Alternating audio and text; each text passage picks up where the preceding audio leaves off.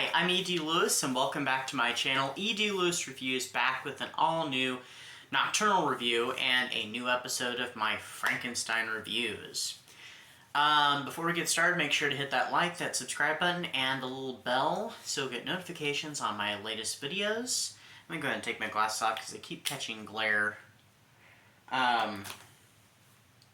So hi and welcome back to the channel and welcome back to another Frankenstein Reviews. I know I haven't done one of these in a while, but I haven't read anything Frankenstein related since the Dean Koontz book, which I do hope to pick that up soon. And also, there are some Frankenstein books out there and Frankenstein sequels and whatnot. It's just, they're not as plentiful as the Dracula ones. And of course, we're not doing just books, we're doing movies and stuff, and yeah, so. Anyway, so we're going to return now to the 1930s and the original Frankenstein, sort of. So this review is on the 1935 sequel, The Bride of Frankenstein. So James Whale returns to the director's chair for what I think was pretty much his last Hollywood, if it wasn't his last, it was one of his last Hollywood films. And it reunited some of the cast, including Boris Karloff, Colin Clive, right? Yes, okay. I always want to say Clive Brook and it's Colin Clive. I got it right.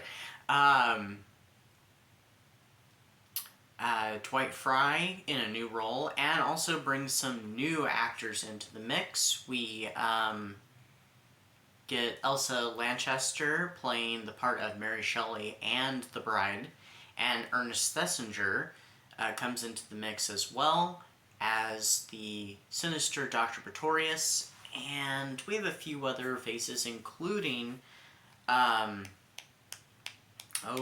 horror legend when he was really young. Remember his name. John Carradine comes in for a brief cameo in the film.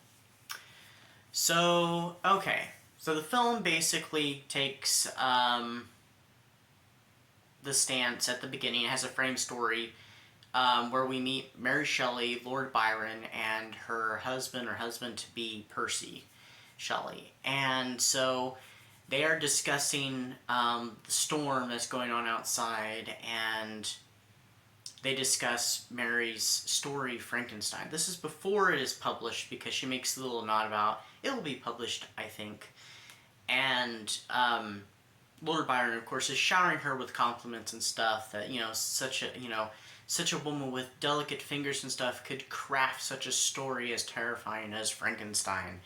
And she says that that's not the end of the story. The story does go on, And so she proceeds to tell the next bit of the story, which picks up after the windmill has burned down and stuff, and the crowd is outside cheering it on, and then they all leave and stuff, and they think the monster's dead. Well, the monster's not, clearly. Henry Frankenstein is taken back to his home, where he is now Baron, because he is now the Baron because his father has, I guess, somehow disappeared from the ending of the first film, and he and Elizabeth are to be married. Now the monster has survived, breaks out, and he starts going around the countryside, not attacking people, but basically being hunted.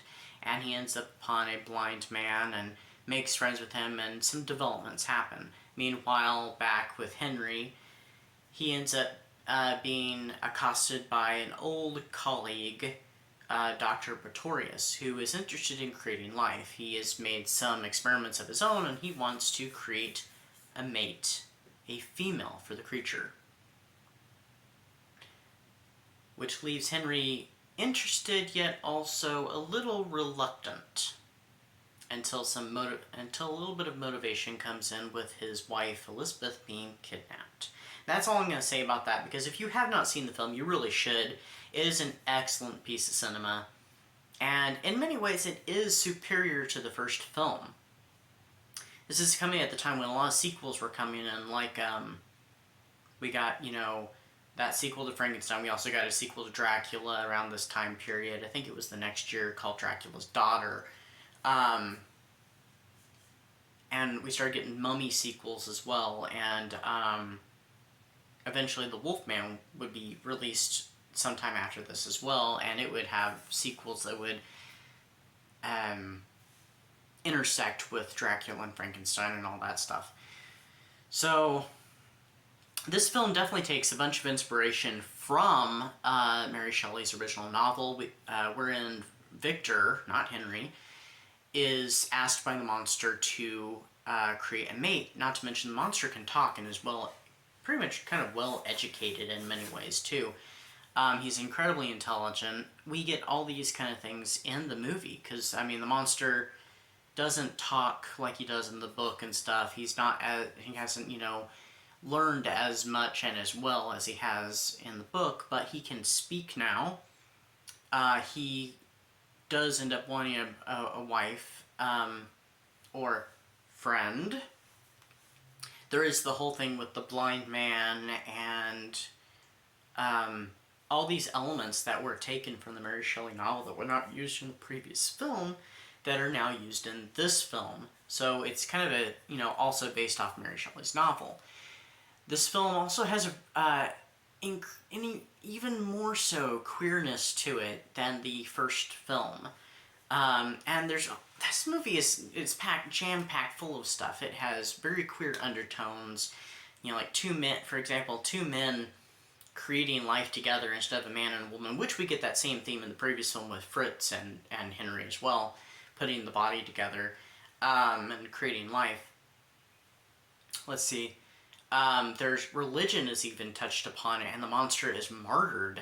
Not only is he this something to be feared, he's this queer other, but he is also seen in many lights as this kind of Christ figure because he goes through suffering. There is a scene where he is basically crucified, and then he also kind of becomes kind of a racial other as well because there is a lynching that actually happens. And it's actually kind of, I'm kind of amazed that even some of that even made it even to the cinemas with the Hays Code. Some of the violence and stuff that happens in the film, but because this is after the Hays Code went into effect, and so this was this is Code era. But also there's comments on marriage itself because for examples, like, Henry is pulled away from his marriage bed, so to say, and his wife to work in cahoots with Dr. Pretorius on this project that he's interested in, then he's kind of less interested in and blackmailed into with the whole, I have your wife now, and so you better do what I say thing.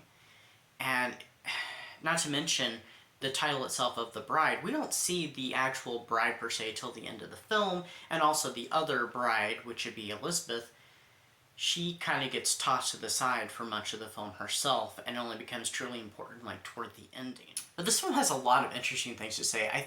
And it's one of those things that it goes beyond what the author or artist or creator of said work of media intended, and that's pretty much where a film analysis comes in. So anyway, I don't want to talk too much about it because this video would be rather long, and then we're getting kind of long as it is, but it's an interesting film. You should check it out. It's a very appropriate for June, for Pride Month, and also, anybody who's interested in just Universal Studios monsters, it is an interesting film, an interesting sequel, and very good. I definitely give the film 4 stars. So it's definitely worth checking out. I am a huge fan of the original, of course, but I also like the sequel. It includes some things that are very James Whale, because James Whale has a sense of humor in his films.